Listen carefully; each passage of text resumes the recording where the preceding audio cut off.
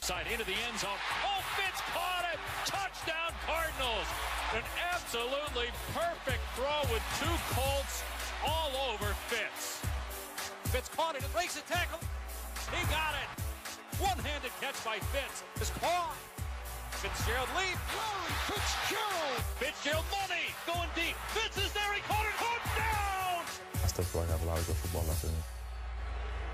So clutch. Our next guest is in his 12th season with the Cardinals and holds the franchise record for receptions, receiving yards, and touchdowns. Please welcome 8-time Pro Bowler Larry Fitzgerald, who is here on behalf of Visa Checkout. Larry, thank you so much for being with us. Hey, Molly, how are you today? Excellent. All right, let's get into it. You tweeted this after Sunday's win against the Browns. Sloppy first half, but we showed resolve in the second. Nice to go into the bye week 6-2. Now we'll rest up and get ready for the stretch run. So, Larry, how far can you guys go in that stretch run? You know, hopefully we could take it all the way to the top. You know, love to get to San Francisco, but, you know, there's a lot of work to be done prior to that. You know, starting next weekend, Sunday Night Football versus Seattle Seahawks in Seattle. It's going to be a tough challenge for us, but we're up for the challenge. Larry, I'm wondering what this year is like for you personally. Over the last 3 years, you didn't have a 1,000-yard season when you had at least a 1,000-yard season the previous 5. And already, after 784 yards receiving last year, halfway mark, you're already at 706. You seem to be having, you know, some sort of a resurrection.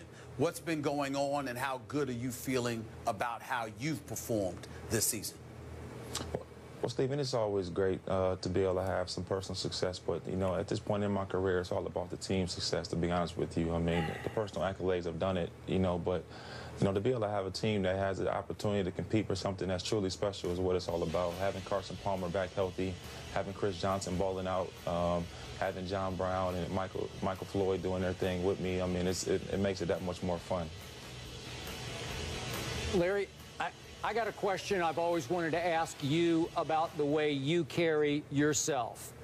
I think it's fair to say that you are less of a diva than many of the players that play your position in the National Football League, many of the other star receivers. Why is that? Give us some insight into that. Skip, I'm just as much as a diva as those other guys. I just mask it a little bit better. I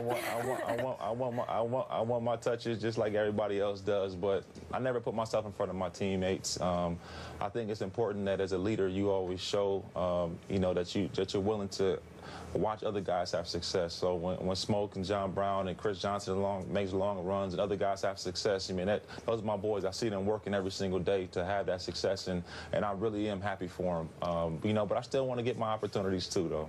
And I realize you have an ego like everybody else, but do you think, Larry, it had something to do with the way you were raised? Skip, honestly, man, my parents did a wonderful job, my dad and my mother. You know, I'm truly a product of great parenting. You know, they made a lot of sacrifices for myself and my brother to go to good schools, and they always provided great mentorship for me. And, you know, I definitely would tip my hat to my parents, Skip. I appreciate you acknowledging them. You got it. Absolutely. Absolutely. We can't help but acknowledge your dad, how wonderful he's been to all of us in this business. But let me get back to you. You know, just looking at, I remember, and I'll share this with Skip and Molly, the last time that I saw you in person play, I was at a game at MetLife Stadium, December 2nd, 2012. And the reason why I bring that up, Larry Fitzgerald, is because it is the most horrific experience that I've ever had as a reporter covering a football game. The quarterback was Ryan Lindley. No disrespect, but he is somebody that I felt should have been banned from ever quarterbacking again. He went like 10 for 31 for like 72 yards.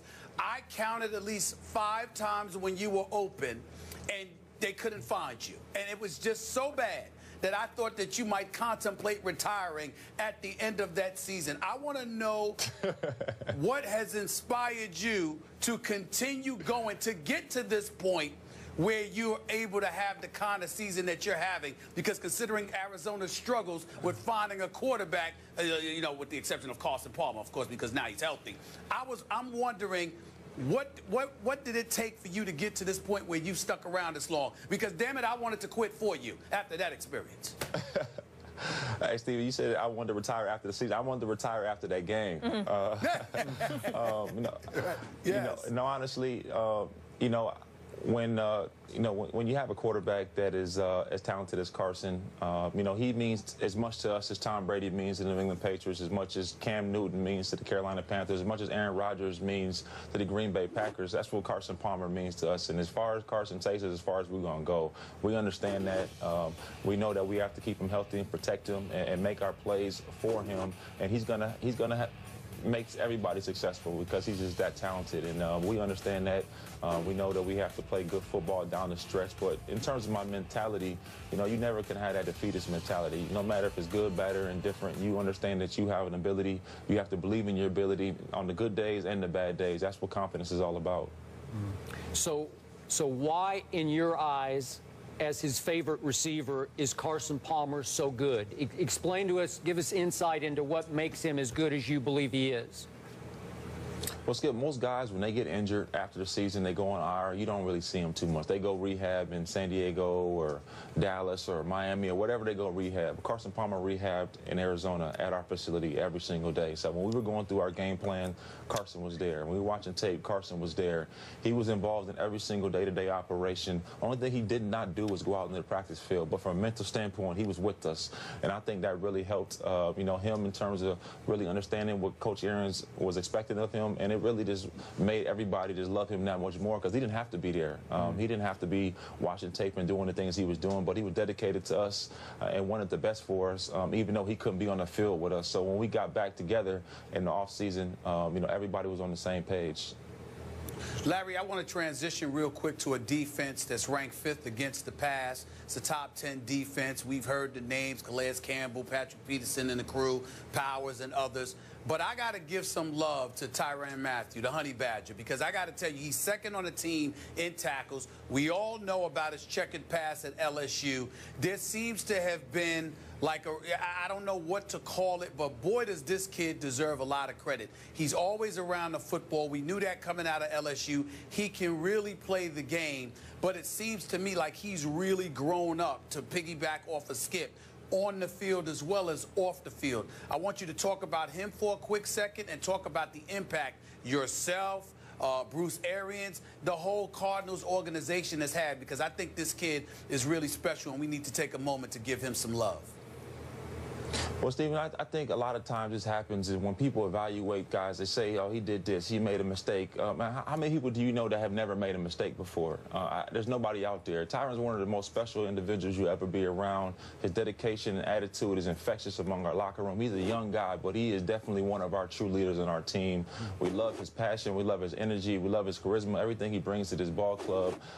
He leaves it out on the field every single day. And, having him be a part of our team only makes us that more special because he's so dynamic. He can play corner, he can play nickel, he can play safety. He's one of our best blitzers, one of our best open field tacklers. He's so talented and what he can do for our ball club. And everybody recognizes that in his ability, and we're going to go far because of his ability. It's good to see him doing it not just in college, but at the NFL as well. Larry, thank you so much for the time on your bye week. Congrats on your personal success, the team success, and good luck down the stretch. We'll be watching. Thank you very much. You guys have a great day. All right, up next, Johnny Manziel will start tonight when the Browns face the undefeated Bengals in Cincinnati. We'll tell you what we expect from Johnny. That's next. Ryan Clark will join that conversation. Stay here.